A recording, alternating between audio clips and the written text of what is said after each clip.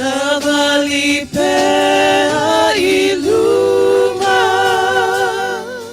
savali pea iluma, e fovanua e maunga, o le taununga o leo ola, o alava fita,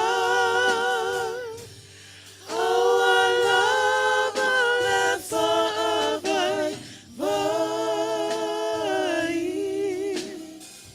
savali pea iluma, o Yesu ualatamai, savali pea iluma, o Yesu ualatamai.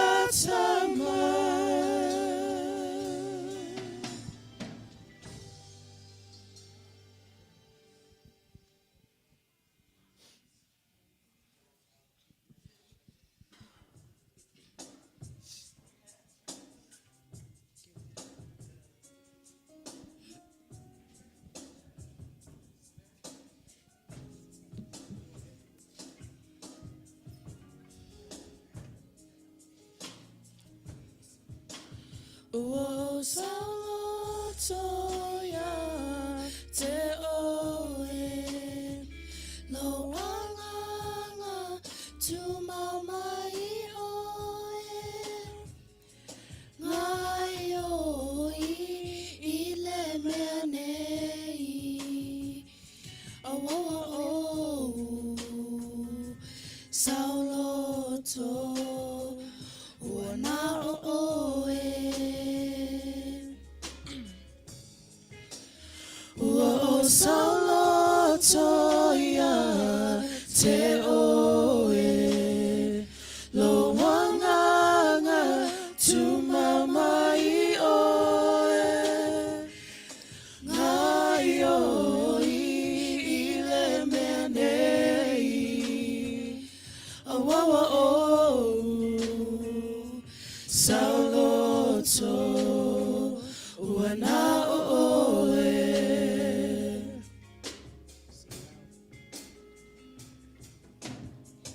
Salatielu CEO lima, salatielu avatu levinga, salatielu te pesa malefia fia, salatielu pati pati o lima, salatielu te osama osiva, salatielu mai meleanga, lenei wa fire ina, fire ina.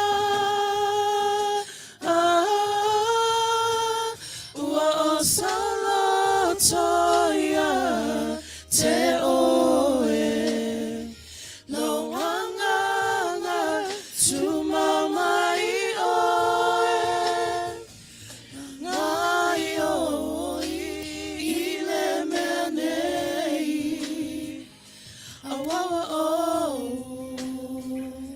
sauloto, ua na oe.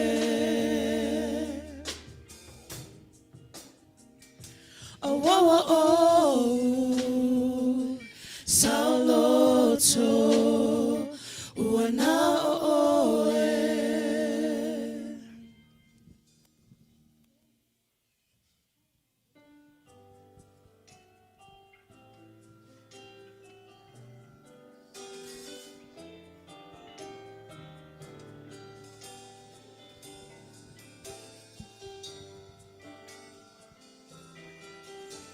The Lord is my light and my salvation. Whom shall I fear, Lord? The Lord is the strength of my life. Whom shall I be afraid. Wait on the Lord, be of good courage, and he shall strengthen your heart. Wait, I say of the Lord, wait, I say of the Lord is my light and my salvation.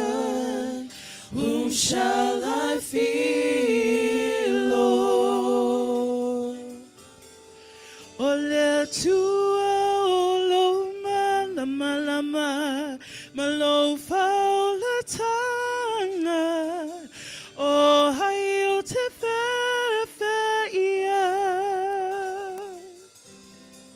O Le Atua, O Ia, O Le malosi, O Ilo, Olaga, Auai, O Te Feʻau,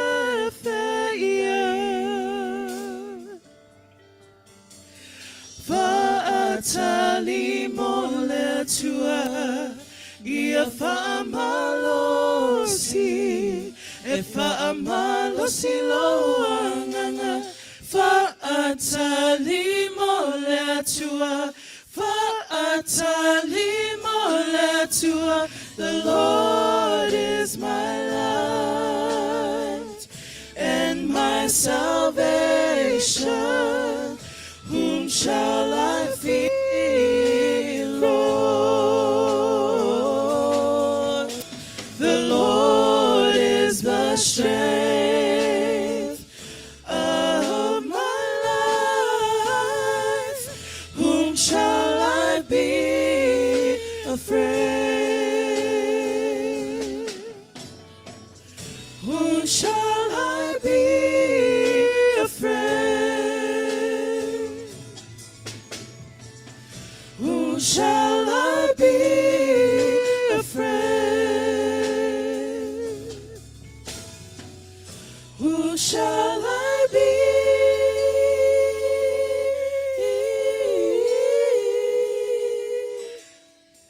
afraid?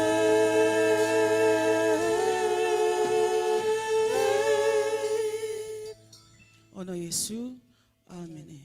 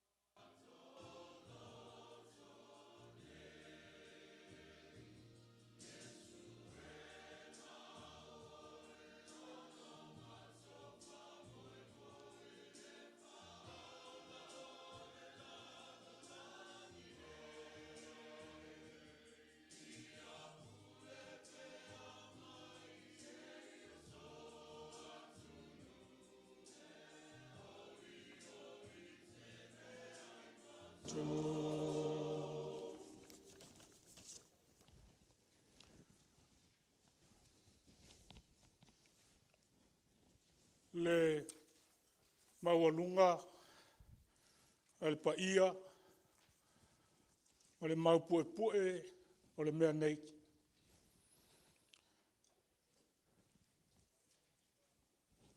O se awa noa Matagofie ma le leʻau maua. I le suafa manu mālo o tātou ali'i, whaola o Iesu Keriso o le au le ekalesia. E watu ai le lima o le whaatalofa mo fualofa atu. Su o lausunga le toa ina, ai lao to whae ono ma le tina i a Doris to whae ono. Ma malu maualunga o le paia e ekalesia i ona tūlanga tofi. E meise foi o Samoa o poto i le nei tai au. Ma lo le soifua manuia, ma le langi mama. Ai,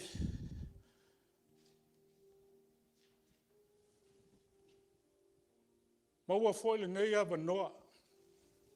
Tātou te whetuwha i ai le alofa ma le ang le lei o le atua. O le mea lea ia, tātou whaatalofa ifo.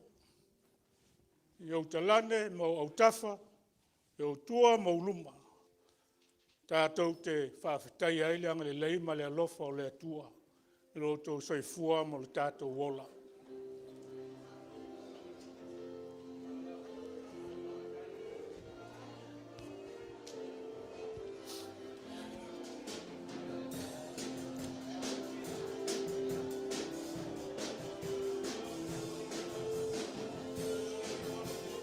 Hello.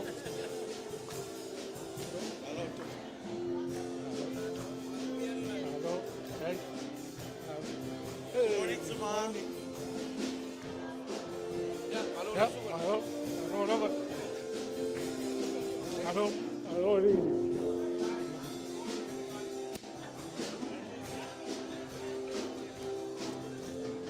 ja, maar weer.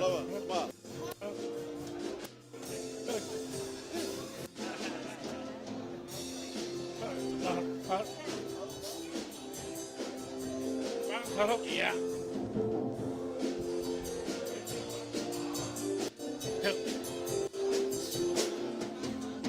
Hey, hey.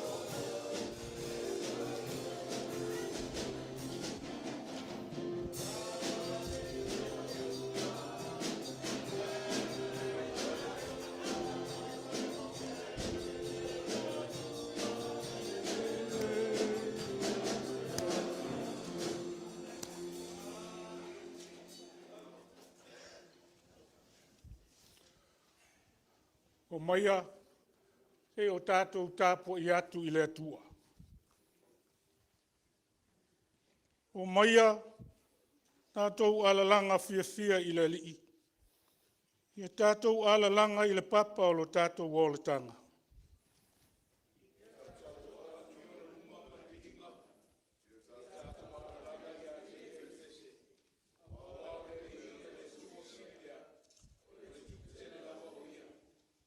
O maia, ia tātou ifo, ma ia tātou pūnu nou. Ia tātou tō tuli i luma o le ali'i o le na whaia i tātou.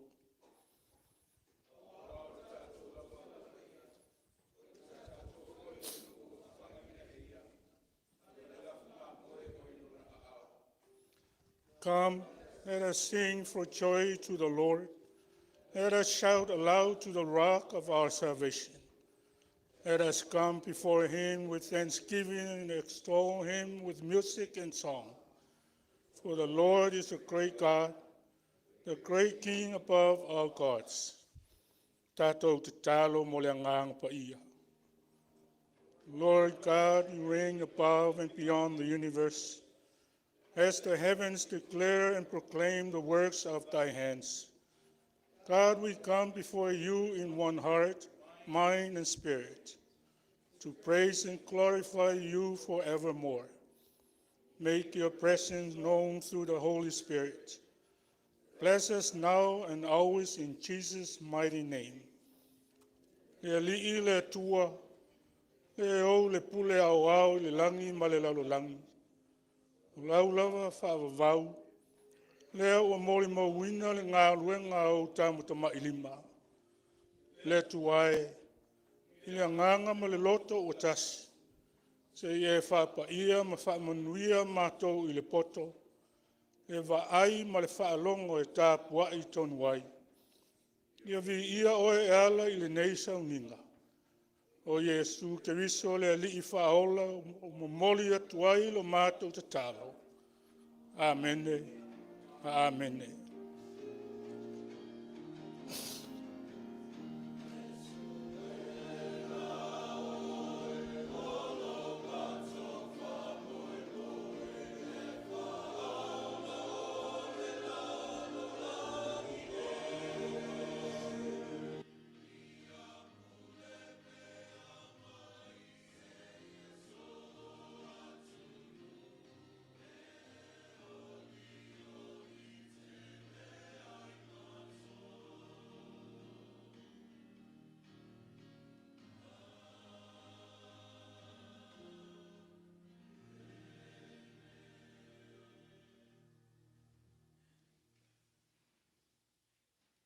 Tātou vivi'i i le atua, i le pese o sauniga le au faipese.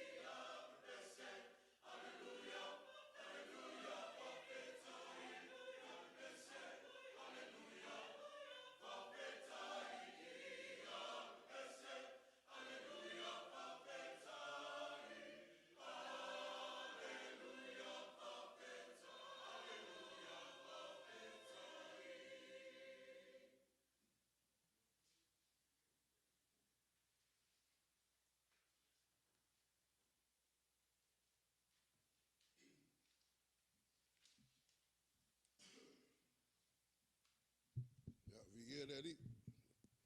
Mai upu o le laad fai salamo. Word in the book says, "This is the day that the Lord has made. Let us rejoice and be glad in it." Leo o tātou whai tapuinga wha tasi mo le sunga le tofi. Sunga le whawhiangaiga ia Salatielu Faletufuga. Ia, mai se foi nisi o tātou uso ma te māma tina mai le tātou nu lotu le ia mola. Whawtai whai tapuinga wha tasi nei tai au. Ia o le ala tūlai o le asiasinga le ngaruenga a tia kono I lea vai aso sa ma le aso sa. Sa maua ia sota inga ma le tina ma te maa le ngaruenga tatou Matou whaleanganga le sunga le toa ina. Ia ma le whaletua ai mai se foi ina whaalo lo maua le malosi manuia. Ia nisi o le au whaingaruenga pa ia au whaingaruenga I le sunga awao ma latou whaletua ai mai se ia whai feʻau ma latou whaletua te maa malolo ia nautala. Ia ai mai se foi le tina manu malo ia tunwhai o lo mo pele malosi tino. Sa mor so inga ma le sunga le tai fono te mamutu ia poti lo moli mai lo faanga te mamu tina nisi o tatou nu lotu le mawhain tatou whai tapuinga wha tasi.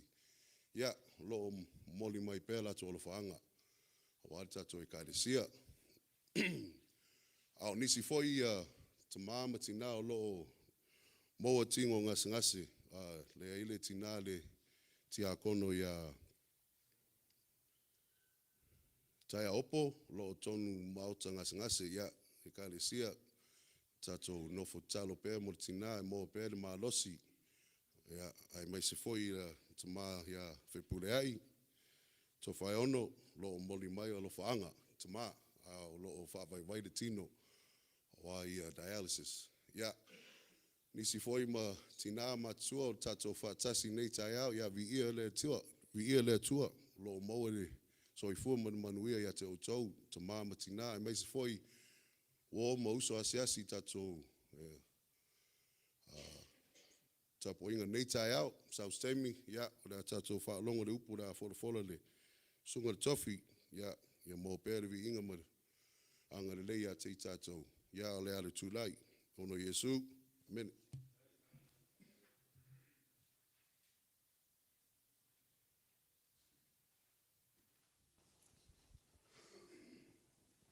Momoli atu le nganga whaafutai.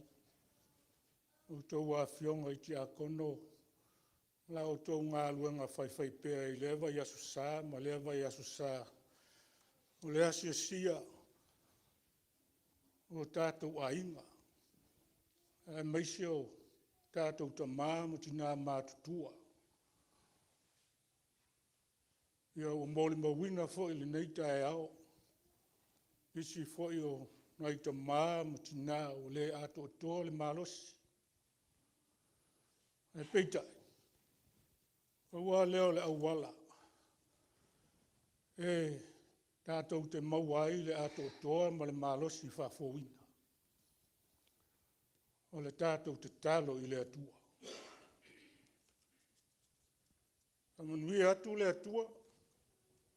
O tau Afioga tia kono ma na o tau ngā luenga whai pēa. E ale langalanga sua foi. I le sunga le whengainga. Le sunga le toe ina. Ma le ngā luenga. Ai o maia. O tātou faamaulalo I lumo le atua. E ala I le tātou te talo. Tātou ifo ma te talo I le atua.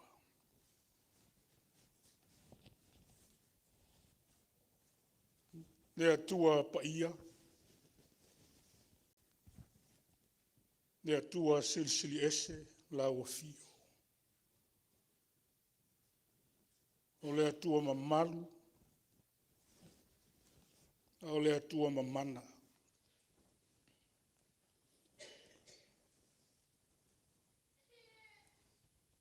O Matou toe poto I le nei tae au fou.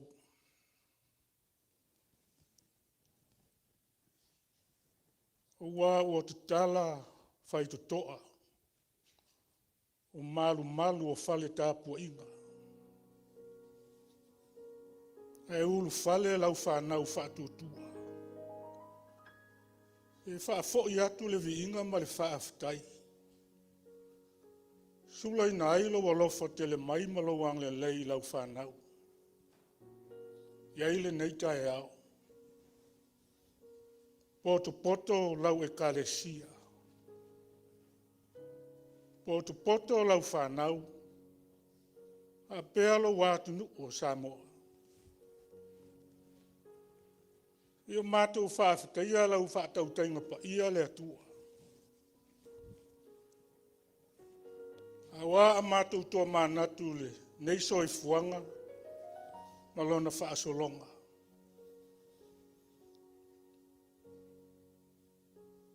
Fetaiai lava i Matou ma faafita uli. Puapuanga ma maftianga. E peita i le atua. E o loo whaamawhanawhana mai pea le nganga o lau fio. Whaaloto tele nai i Matou. Ma vai atu le nā vai aso. E ona feʻau ma ngā luenga masani. Au whi ngā luenga foʻi. Le lātou ngā luenga faafoutua faaleanganga. O fatu ai ngā tausi a matua. Le tausinga o whanau. Au nei o Matou ta mafoi ma tina matutua. Ilo lātou ngā luenga tāpuai. Ai a whaiva ma tiute o Matou tangata. Mai umanuia le nāwa yaso. Fuafuanga foi a ekalesia ma lau Pulega. Ma lau matanga luanga le atua. Faafetai tele. Wa sa e mua ma muli. Sa e pui ma fesoasoani. Wa mai amanuia ai tiute ma whaiwe o le nāwa yaso. Matou ala whai manuia fo'i le nei taeao. E ui lava fo'i, whaalongoina fo'i le alanga le maliu ma le oti. Tonu o Matou a inga. Lo wātu nuu ma utangata, le atua. Na ngona lava le mawhanawhana o le pae mai o lo wanganga. Whaaftaita maa. O au ina pea le masina. I matua faaleanganga o lau Pulega. Ia o le whengainga taulangi fo i lau ekalesia. Lau au na toia ina. Ai lao ma le faletua. Tina ia Torres. O lau au whainga luenga. Fai feʻau o ma faletua. O Afioga i ti akono, faletua, le mamalu ma le paia o lau ekalesia nei. Se i o lava i alo ma whanau. Le o maualunga le atua. Maua manuia le malosi. A le soifua maua mai lau fio. Faafetai le atua ono le atina ina o lau feʻau ma lau ngā luenga. Le ngata o tutonu o le nei ekalesia. Fape fo'i ekalesia kerisiano uma. O mau mea alofa ese. O lau ta mau a inga ma le sosia faasoa mai. Tango lima ai o Matou tangata ua le atina ina o lau feʻau ma lau ngā luenga. Faafetai I lau faamalo longo pa ia. Ta ia I lava I Matou ma faamai ma mai tu mau o le soifuanga. Ia o lo whaalongaina lava le malosi faafouina mai lau o fio. Aftai lau tuispa ia upo le ola. Whaatontonu folau ai lo Matou wola ua le soifuanga ma le lalolangi le whaingofie. Au mai ai Matou le talo le ola.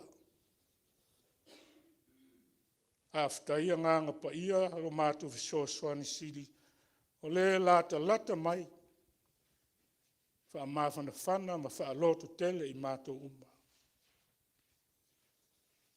Tau alunga lava le whaaftai. Le whaasilisilina le Matou whaaftai. Le atua. Lou lava alo pelo o Iesu Keriso. O lona soifua ato o toa na ofo ina mai. Tongi ola ina mo i Matou le whanau a angsala. Ni e Matou maua le ola. Ma maua atili ai lava. Tu mau i lau fio le vi inga o le whamanu ma le whanetanga. Nei mas umae o i le whamabau. Pa ngā lea le atua. Tele o lau alofa. Tele o lau ang le lei. Ia e Matou te to i lalo lava. Ia o Matou mana onga le langa ma tu ina naunga o le soifuanga. Lo Matou wha sausili ma le wha maua lunga. Wha tuatua nai o lau fina ngalo e whaia pēa. Le fia poto ma le fia ilo o le tangata. Tele o lau ta mau a inga wha soa mai. A ua ngalo lava le tangata o na toi wha aftai i lau fio. Tele lava o na wha ta e alunga. Soi fua au auna ma le o la tautua o le tangata. Ele o na a vanga atu loto. A nganga i mea wha fia. Mea wha ma se o le soifuanga. Ia ua le wha maoni. O le wha maoni o le tātou whengainga. Te ele foi o na Matou le to anga e whaitau lau upu. Lau Afioga pa ia. Pa ie te talo atu. Saili atu lau fina ngalo mo i Matou. Ma le tele lava o Matou se ma wha le tonu le atua. Wa Matou o atu. Faatu ese atu i lau fio. Alofa te mai. Wha maa ngalo lau atu nu. Wha maa ngalo la Matou i fonga. Wa le tusa lava. O Matou tangata ma le mamalu o lau fio. Tau lava o se. Tā ua o le toto pa ia o le Matou o Iesu Keriso. E whaamama ma whaama ngalo ai. Matou uma lau whanau a angsala. E liu alo mai au whafonga alofa le atua. O ai Matou te saili ai. Matou te saili lava. O le atu i lau o fio ua o le atua o le alofa fua. Ma le alofa muti vale lau o fio. E te le tau i mai so Matou le anga. A e te saili mai le tangata. Ne ia toi fo'i atu se mafutanga vala lata ma lau fio. Le ala lea la Matou ai oi. A lofangia. I e whaamanuia lau e kalesia lenei. Etena fou. I e whaamanuia i lau au auna. Toi e ina. Ai lau to whai ono malitina. Ia Doris. E fua ili soifua lau le lei. Fua ili mau e tele. Whaatamau ainga ina I la ua iau mea lofa sili whaaleanganga. Wale taita ina o lenei e kalesia I le whaaleanganga. Ia maise fo'i o lau pulenga. Ngā ruenga lau mata ngā ruenga. O Le Atua. Alofangia I la ua. Whamanuia lau e kalesia mauna tūlanga tofi. La tau o te tofi, ma lau winga I tofi wha I kalesia ma le taita inga o lau ngona I tui fafo. Wau au auna ti a kono. Maualo lātou tō whālo loto. Mauale malosi.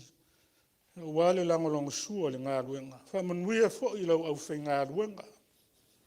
Whai feʻau, ma o ao ma o lātou taito lua. Amanuia le au whai pese. Le au talavou. Le a o ngā susā. Le a maisi o le mafutanga tina. Maua pēl ta mau a inga whaaleanganga. Maua fo'i le malosi whaaleanganga. Wā lava tiute mawhaiva o le ngā ruenga. Matou te talo Le Atua. O a au faamalolo. Mana tua I nisi o ta maa ma tina matutua o lau e kalesia. Le ngata I te tonu o lau e kalesia nei. Whapea lau pulenga ma lau mata ngā ruenga.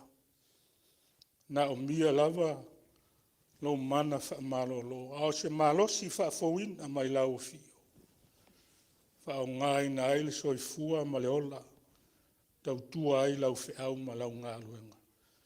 Ia apa atu o ao. Whaamalolo, whaamanuia, e vaila au ma fuala au whao ngaina. Whapea fo'i. Tonga whitinga e au wala atu ia au na o lii mata mai tai fo mai. Matou te talo fo'i ta mā. E iai fuafuanga ma lawa singa o lau ngā luenga. Lau pulenga ma lau mta ngā luenga e o lava I lau e kalesia o ao lenei tausanga. Se o au o li itia mea uma. E lau anganga mo ao lofa.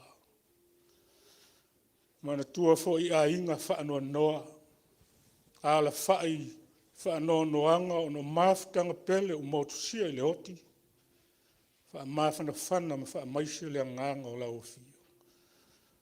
Ai Matou te talo Le Atua mo le vevesi o whai ngā mālo le nei vai tau. A lo whangia e lo mana ma lo anganga e taita ina I le file mu.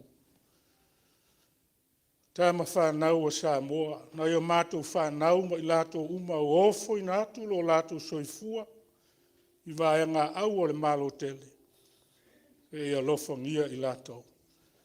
Isi foi o whanau o sauni atu. Wa le vala au me o tutupu o le lalolangi. Ma le whetaua inga, Le Atua. Ia I o ao alofa e taita ina. Pui pui lo lato soifua. Wha mawhana whana ma wha loto tele I lato. E wha pe fo I Matou. O te talo fo I ta maa lo whangia whai ngā malo. Ngā malo Samoa. Pea lenei malo tele o Amerika ma le lalolangi atoa. Na o le mana o lau fio ma lau anganga e taitai file muai. Maua ai o na taitai le anganga o le alofa ma le whaamaoni. Taitai manuia ai whi ngā malo. Aua hātu nuu mautangata lau tele. Pamanuia o e kalesia keusiana uma I le lalolangi. Amanuia iau au auna. Ua tutofi ma valawina. Wa le taitaina o e kalesia ma le ola whaaleanganga o lau whanau. I aile mau tele. I aile ola ma le malosi ma I lau fio. I amanuia au e kalesia Le Atua. Au wā lo malo e whaovau. I o le alu o lau tala le lei le nei aso. I alu ma le mana. Taimi fo I Matou whaalongo longo I se upu mai lau Afioga pa ia. La unga lau fio e ala I lau au na whātou waa. Mātou whaalongo ma le manino. Au e whēta lai mai. O le mātou te talo lea ma le o lenga. O mātou wofo I ngātu le nganga o le faatuatua. Whaia pēa lau whina ngalo. E aua lava o mātou loto. Lou lava suafa Iesu lo mātou oli. Ma lo mātou whaola o mātou te talo atua nei. Amen.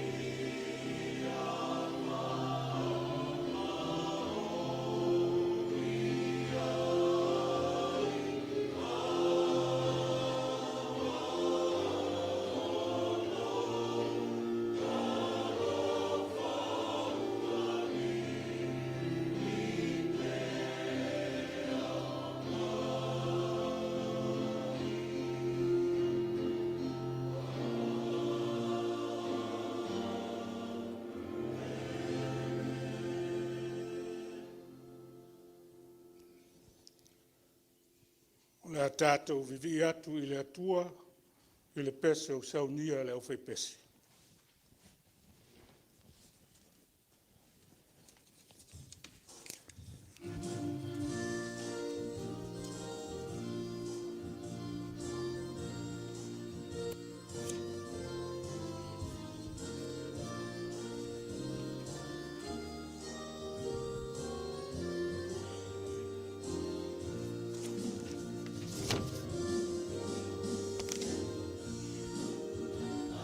Love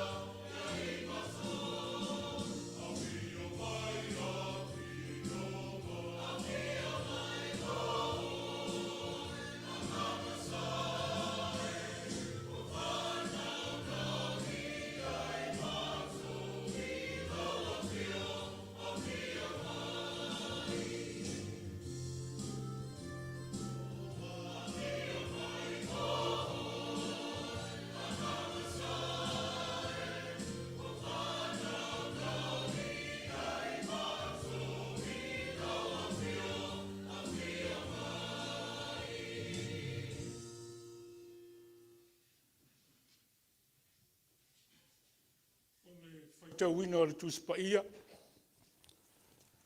Tātou tusi whaitau lenei tae ao o la maua mai lea i le whengainga tuai. Tusi a Kenese o la Matou e tolu. Mata le tātou whaitau mo le whai upo e valu. E o atu i le whai upo e luas fulu ma le wha. Ia po le wha uma whai o lea Matou. Our reading this morning comes from Kenese chapter 3. We will read responsibly from verse 8 through verse 24 from our Samoan Bible. Kenese Matou e tolu. Le tātou whaitau whelawhai mai le whai upo e valu. E o atu le whai unga o le Matou. Ka whonga maia le Afioga ia Le Atua. Wa whaalongo i la ua i le siufafonga o le alii Le Atua o lo savali i le faatuanga i le ituaso e angi maalie mai ai le matangi. Ona le lafia i leo a tamu malana va ai luma o le alii Le Atua i la au o le faatuanga.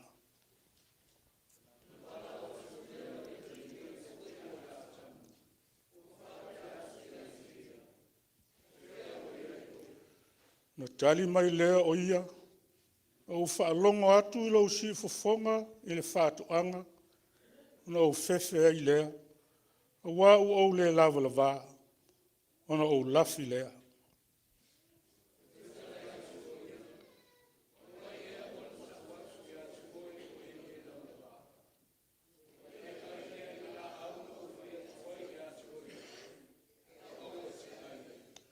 Whape mai lea o atamu. O le whawhine na e au mai i a te au. Wana au mai i a te au le fua o le la au. Ona au ai ai lea.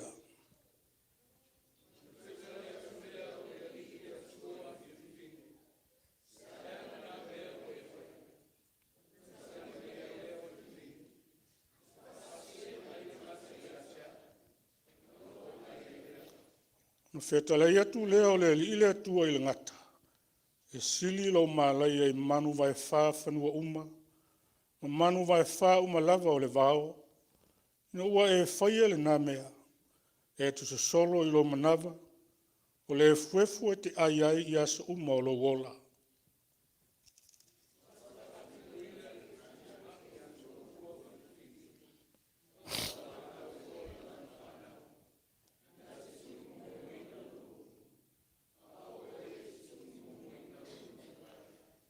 Ua whetala i atu o ia i le whawhine.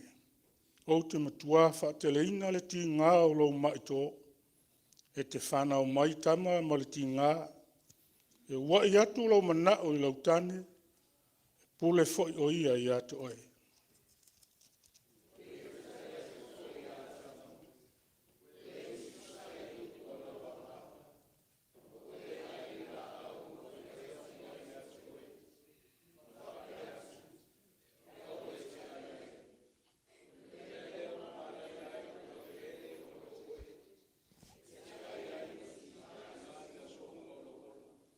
E tupu mai ai o la au tuitui ma la au talatala i atu oe. Te ai fo i la au afu o le whanua.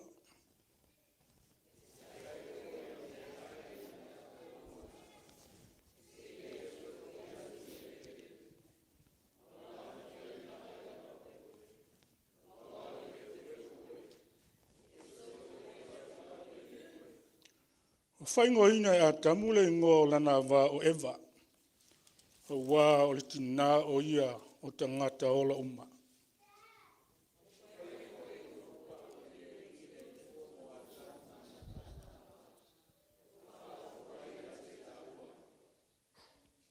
Ua whetala i ane fo ile ali ile atua whauta. Ua vea le tangata e pei o so tātou. Ua i loa ai le lei ma le leanga. O lenei. Nei a apatu lo na lima. Tanga tu fo i le la au o le ola. E ai ai. Ma ola e whaavavau.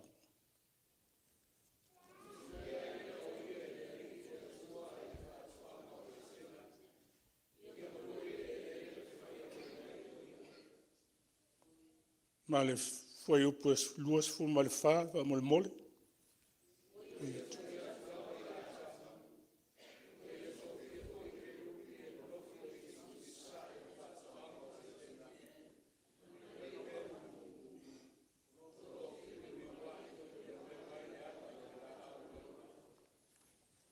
May God bless the hearing and the reading of His word. Manuia mai le atua, le tātou whaitau ma le whaalongo, au whetalai mai e ala lana Afioga pa ia. Tu mau ia te ia le vi inga nei maso uma, e o i le whaavavau lava. Amen.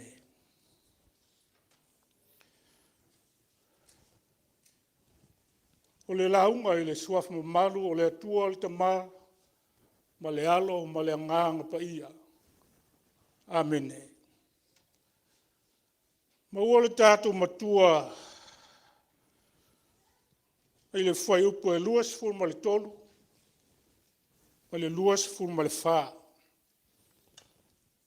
E whaapea o tu lia i lea o ia e le li i le atua, ai le faatuanga o Etena. Ia ngā lua i le ele na whaia mai ai o ia. Ua ia tuli atu lava ia atamu, ua ia tō fia fo i ke rupi ane nofo i le itu i sasae o le faatuanga o Etena. Ma le pelu afi momu, o loo fe liuli wa i e leo leo ai le ala i le la au o le ola. So the Lord God banished him from the Garden of Eden to work the ground from which he had been taken.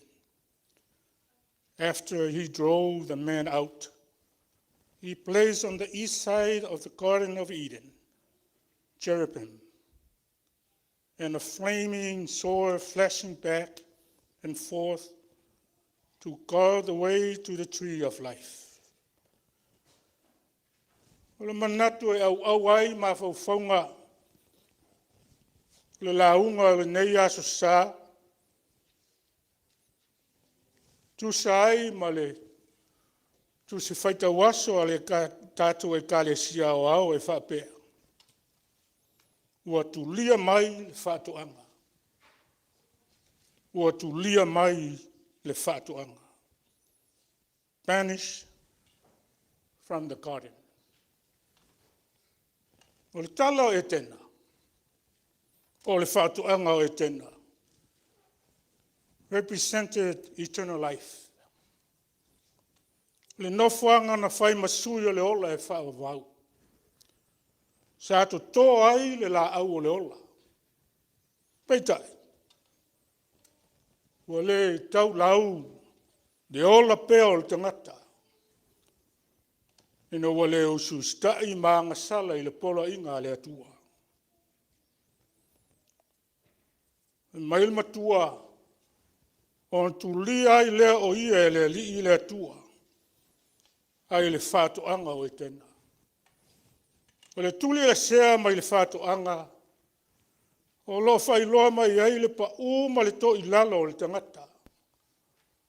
Ma le ulu fale atu i se lalo langi o le olanga fale tino, fea ngai mati ngā, ma le ngā lue malosi le ele na fai ai o ia e le atua. Ele ngata i lea, ua motu sia, ma vavai ese le sotanga a toa.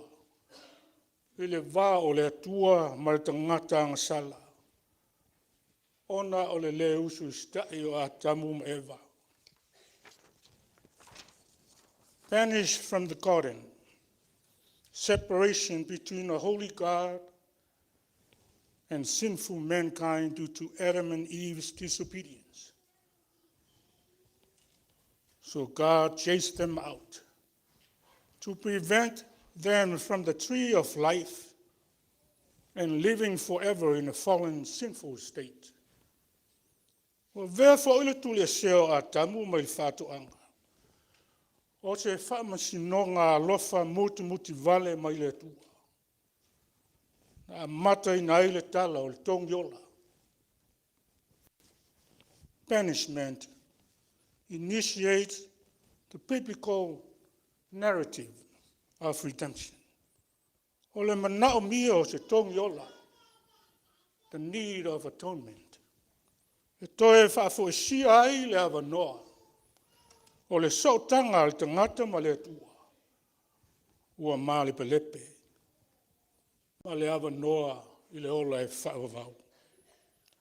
Ona o le agasala, o faailoa mai ai e le alii le atua le faasalaga, ua mua o le gata, soso'o ai lea ma le fafine, soso'o ai lea ma atamu. O le upu moni, e lē mawhai ona tātou lalafi mai le angsala. Wa sila fia le li'i le atua mea uma. We can't hide from sin because the Lord God knows everything. Ale tūlanga le ana tupu ia tamu me eba. A ona whaalongo lava a tamu malana vā i sifofunga o le li'i le atua o lo savali i le faatuanga. I le tuaso e angi maalie mai ai le matangi. Ona la lafi ai lea. I luma o le li'i le atua i la au o le faatuanga. And they heard the sound of the Lord God walking in the garden. In the cool of the day, they hide themselves. They knew that their attempt to cover themselves failed. Wala au leo le li le atua ia tang. O feʻau iai oe. Obviously, God knew where they were. Le atua wa saili mai ia tamu. Le ulua i tangata na faamoemoe iai le atua. E tausi ma leo leo i lana fofuanga. Hao leo ua lafi. Ua sila fia le leia le atua. Le mea ua o iai a tamu malana vā. Tasi la fia fo ia le atua. Ua iai le vā o ia mali tangata. Le vala au le atua ia a tamu. O fea o iai oe. Ina ia taita ia a tamu e tau tino atu. Na nanga sala. Lo sa ili mai le atua i lan tangata ua leiloa. Se i fai loa atu, lana tali i luma o le atua. Ao le fina ngalo fo i lea o le atua, wo tātou Samoa, le au faatuatua, aua tātou te le lafi, pea tātou sala, ia faatu ese. Fai mai le tali a tamu. Na au whaalongo atu i lau sifofonga i le faatuanga. O na au fefe ai lea. A wāu au le lava le vā. O i loe a tamu. O i loe a tamu o ngasala o ia. A wā o vaai. O le lava le vā i la ua. E le ngata o fefe a tamu. A ua ia tau mawhai tu wa ile leanga ila nā wā. Ina ua whesilingia ele atua. O ai ua tau atu i atu e ele lava la wā. Ua e ai e ai le la au na uwhai atu ai i atu e aua e te ai ai. Who told you that you were naked? Have you eaten from the tree of which I commanded you that you should not eat? God knew the answer. But God asked because he allowed Adam to make the best of a bad situation by repenting right there. But he didn't come clean and repent before God, but attempt to blame his wife.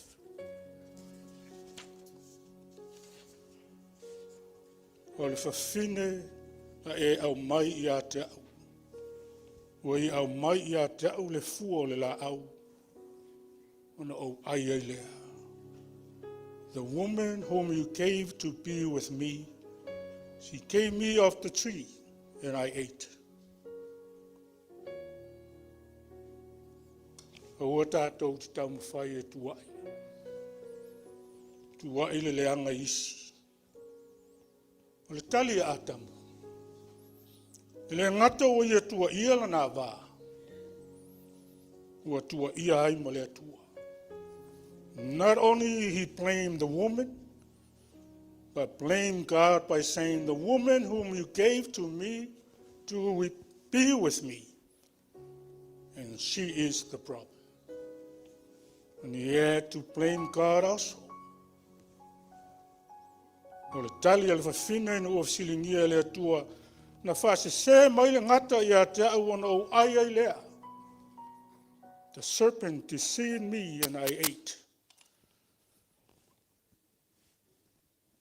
She didn't shift the blame, but she admitted the serpent deceived her, and then she ate. Moni le leil tali al fafinde. Faalata ina o ia le ngata na ia aia i lea. O le tue le iloa le fafinde. O le faalata ina po le faasese ina o le angasala lava lea. Mea lea o faasale ina ai le fafinde. No wa ia ususta i le ngata. Ua tātou te whaalongo. Ma ususita i le tau faasese. Ma le tau faaleanga mai o isi. E ma nei e o upu le pese vui lea. Matagofie O Le pese fai mai. Ia savali pe i luma. Tau lai pea. Tau vaai i le atua. O le fasalaina o le ngata i le atua. O le faamasino ina lava leo satani. E tau na ia i lolo na to i lalo. Nā te tau mawhai lava e apa mo le manu malo. E le mawhai. Nā te le ausia lava. Manu malo lava le atua. E talai le atua i le ngata. O le fuefu e te ai. Ia so uma o lo wola. O le faatusa le nā. O le to i lalo popo o satani. O le fasalanga i le fafine e lautele. Whanau maila na whanau maliti ngā. Alti ngā ua whapa ia ina e le atua.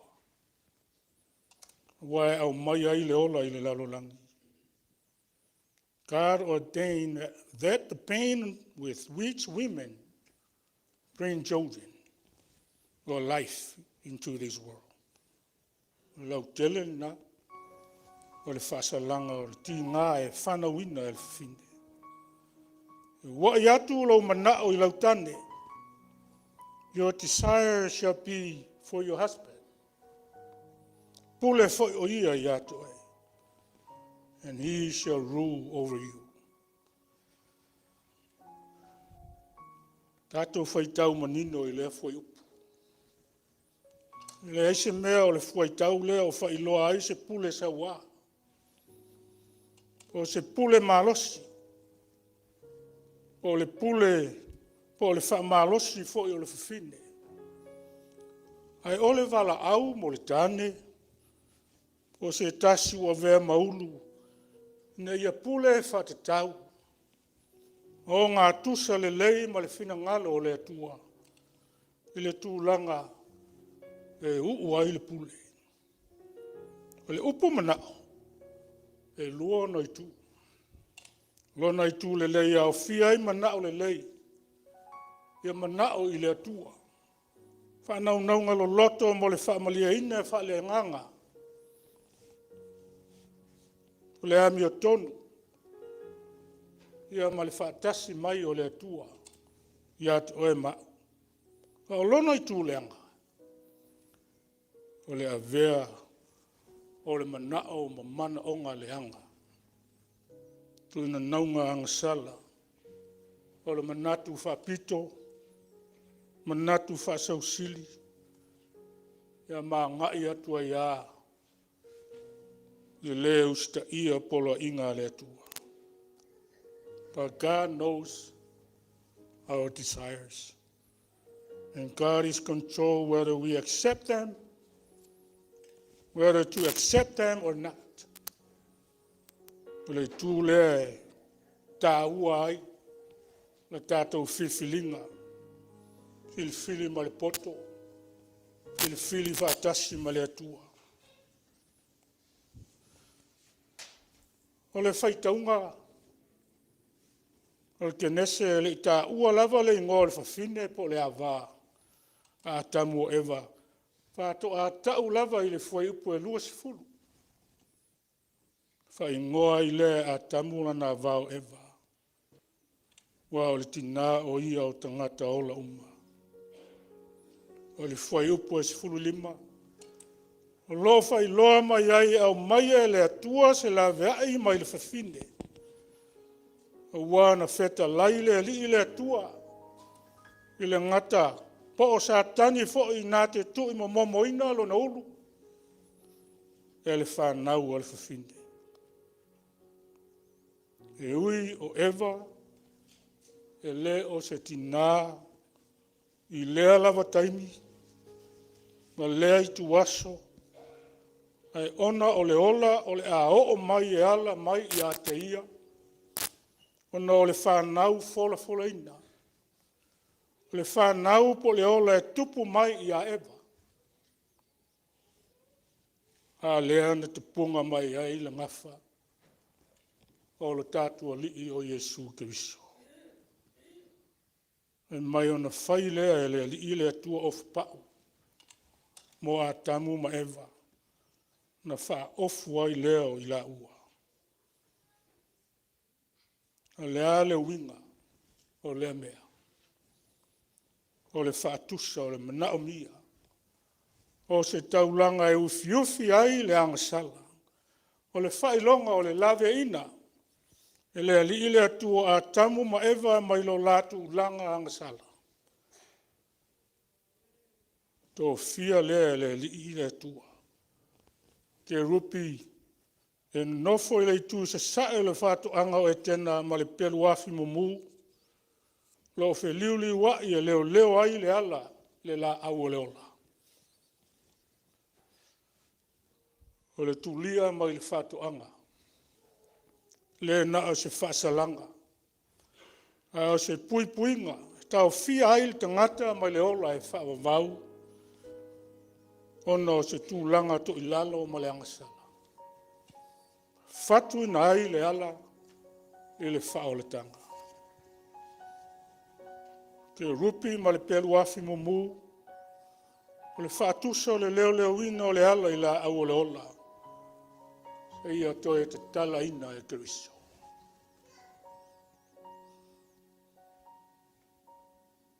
E lei whaatu e yalo ina. Le fuafuanga le atua. Ina ua ngasala a tamu ma ewa. Wao le fuafuanga le atua. Le au maia leo se me sili atu. Na i lo le tangata i le faatuanga o Etena. O le atua e paia, o le atua me o tonu, le atua pule ao, ai lo loto, le alofa muti vale. Le atua, atu ua lava lo no nofo ali ma malu mal paia, ai a fio mai e ala ilo na alo pele o Yesu Keriso. Sa ili lan tangata ua leilo. E sa ili lan tangata ua hangasala. Se itoe sa soo le mafutanga. O lona maliu, ma lona toe soifua manu malo na ile oti ma le tuunga mau. Na te tala ina aile avanoa lea. Mo oe mau. Tasi ma le au faatuatua uma. I le ola e whaavavau. Amen.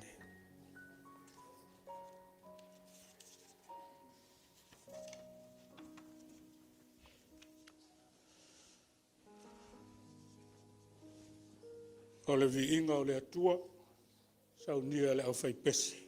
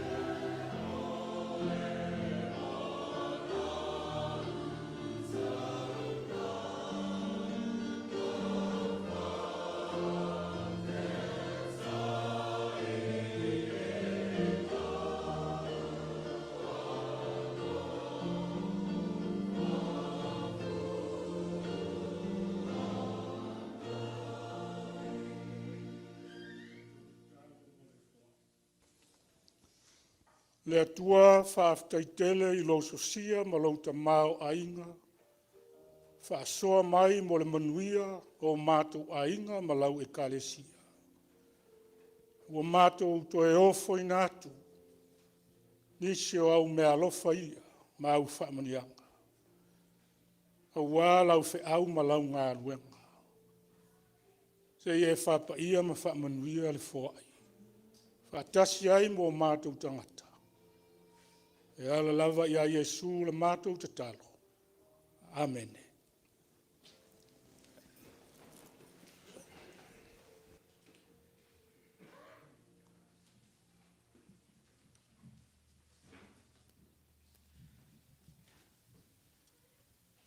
Go for so I say, for me o le lau o le whakoanga. A lei fuana langa se kala, muanga o whakulou pa ia le sauniga. O ngai ale tua te maa le alo ma le ngang sa.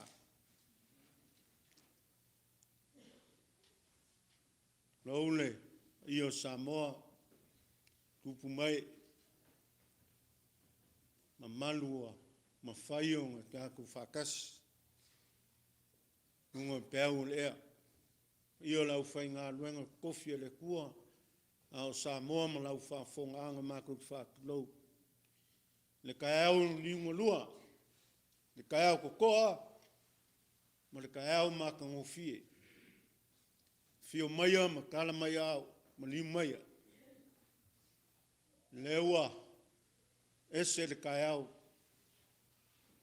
Sau mangaku ai, ele I fo'i malanga mai le na tiwia ma le lang mea maka. A leua maua le kai au le whakoanga. A mapuria I maunga. A mai a ase venga wale ka puinga.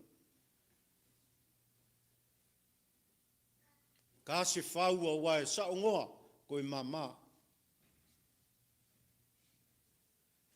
Ai le venga mo le ai.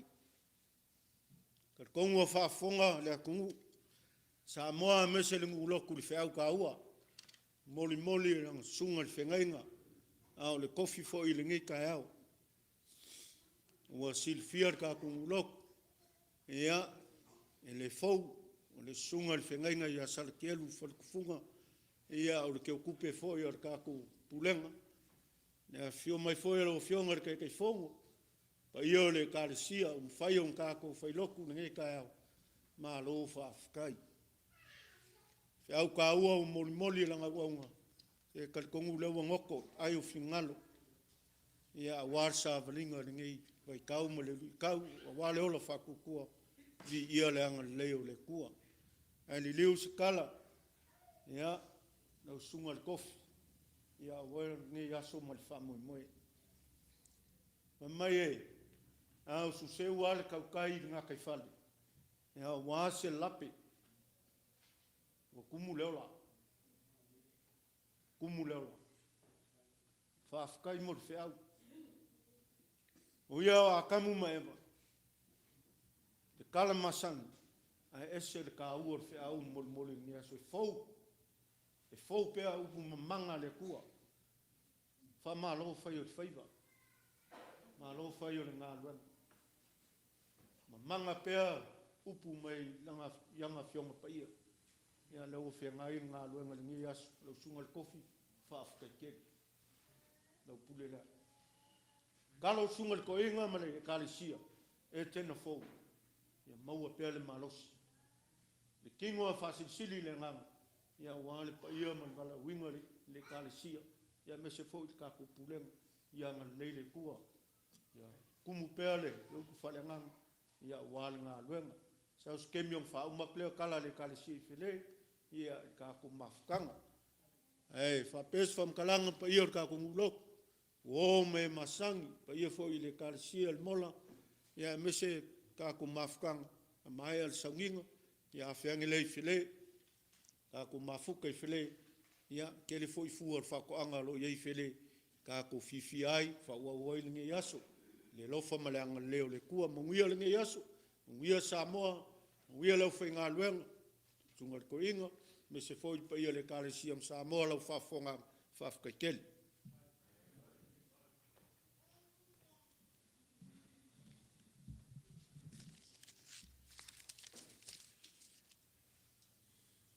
le toe faasilia se faamatalaga tele na ua atu lea o tamā o le nuu e auā ma ia foʻi o le alofa o le atua i le feʻau tāua e maisi o le tatou tapuaʻiga lenei taeao tulai atu ona o tatou folafolaga ia maisi foʻi o le saumolia e ala i lafolafoga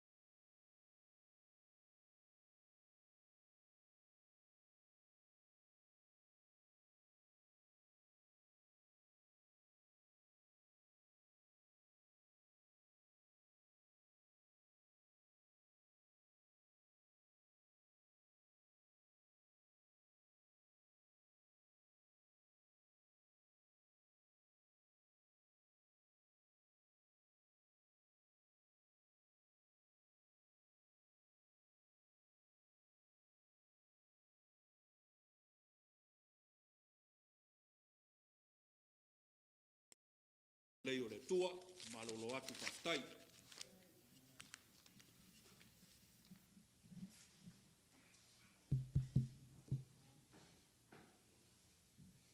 O le asolua, o le a matai le faamoemoe le au televausi i tapena le tātou ngaluenga a wale, le tātou e seta.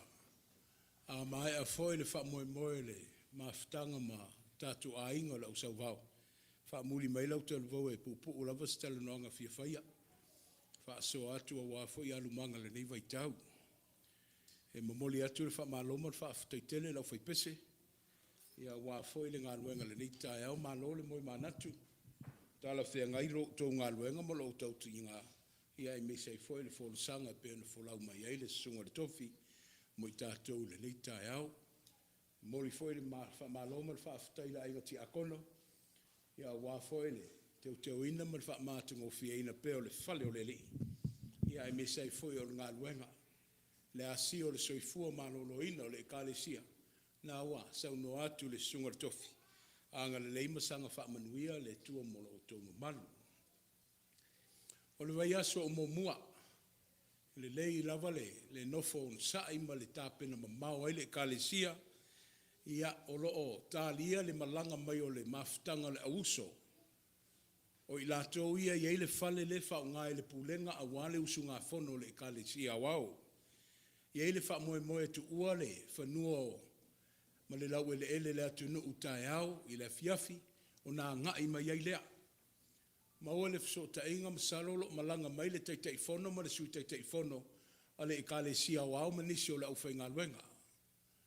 Ona whapea i leo se langona. A whai e maua se fso ta inga ma Matou se Matou tala. A au le asa le lato malolonga po se tā whaunga. O le atatua sama le au malanga. O lono winga. Ia o le alafo iai. E au le whaaloalo le teitai fono le ekalesia au. Ma le sui teitai fono mawai o i lato uma o lo malanga mai. E teita ia le sauniga. O le whaafonga lau sunga le teutupe. E pe uma na tātou tala noina. Iai le langona o le atali wha le pulenga. A whai e au le asala lato maftanga ma le lātou tāwhaunga. O na tātou lo lotu whaatasi mai lea uma le tsfulu tae au. O le atali whaatasi wha le pulenga. Etena fou, mola, whaatasi ai mafola. Se i whaile fso tainga a Matou se tala o na whailo atu ai lea le mamalu au lotu a le tātou pulenga. O le ngaluenga le li tae au. Fo mai le tala na taape i Etena tō whinga. Ono le tangata whailoto, ma le tangata le usiustai. Faatuatua o manino fo i le tala i le leita e au ma le whaitaunga tuspaia. E le lei le te maloa e whamai o tau whine na leanga i Matou. Ioi. Ia so ia. Ta ape Etena. A whamai toi au whanga poto i le whanua o kete se mane. O le tua o si whengainga. A osi whengainga le tua ma le tangata. E tuli lava oe. Whamai le talana tae au. May they try to hide or they try to run, but you never can hide. You can run, but you can never hide from God because of the covenant that God has established with his creation. Ia I me sei foi le tangata o lo whai mapale ali o lana fofuanga. Mai le tu lia lava i tātou, na au lava i le sātauro, ina ia whatu mau ai le whengainga. Ai a mai le fesili e pēna a mai le tusi whaitau. O whea o iai oe. A tamu, o whea o iai oe. Mai le nā fesili e wha anofo fina ngalo ma loto le tātou au faatuatua. A walo o fesili ngi ai pēr i tā ua. God continues to ask that very same question to our day today. Where are you? Why? Because he knows where you're supposed to be at. Wa umana tu mata manga I le tua, le ngā luenga ai meise o lo soifua ma lo wola. Au le fasili e tangi le whaalongo. O feʻau iai. Le ngā luenga le nei tae au whaafuteitele lau sunga le whiangainga. E peo na avatu le saunuanga o le tamao le nu. Ua talinga fia longo le whaasopa ia. Ai meise o le fau o le pua ina mai o le manava o Afioga ola le tua le Matou le nei tae au. Fo mai ele o Yesu Faletua. Au te manatu.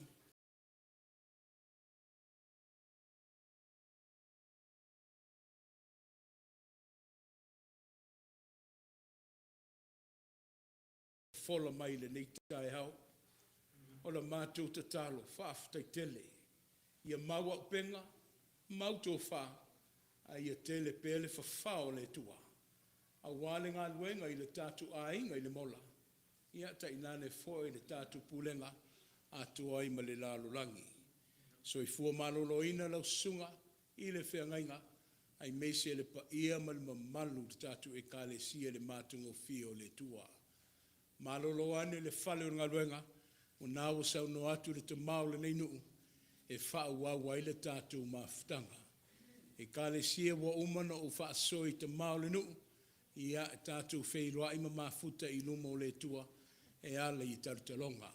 Manuia le ta ape atu le nei vai asu, manuia le fau malanga atu fo i le atu nuu, le faletua ia te rina ma le no fo i anu, ia e mese le faamoemoe o ainga lo talia, anga le leile tua, ia ma ia sao maoli le faamoemoe ma le toe aso le tātou tamā.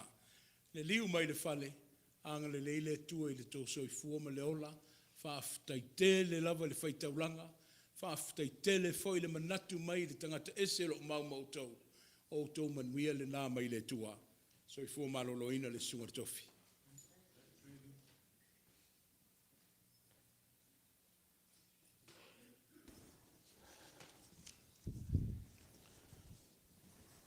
Le whaia le tātou tālo whamanuia. Tau lava na matu le nganga whaafutai. E le au whaipese mō vi inga o le atua.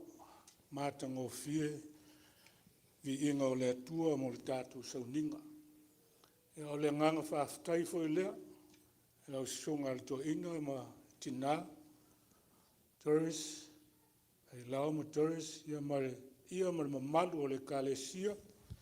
Ono le nei awa noa maualunga, wa noa e le au maua, ia ua whai ai lo faatuatua, ia mawe feʻau o le nei tae au, ma le tātou mafutanga, whaafutai tele, tātou tālo whamanuia. Tūmau mai o mātou lunga, ma lunga o Samoa uma, ma lau whanau faatuatua i le lalolangi atoa. Lo manuia ma lo file mu le atua lo Matou tamā.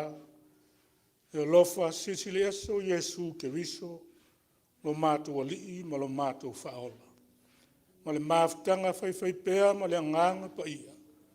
Nei maso umae o i le whaavau lava. Amen.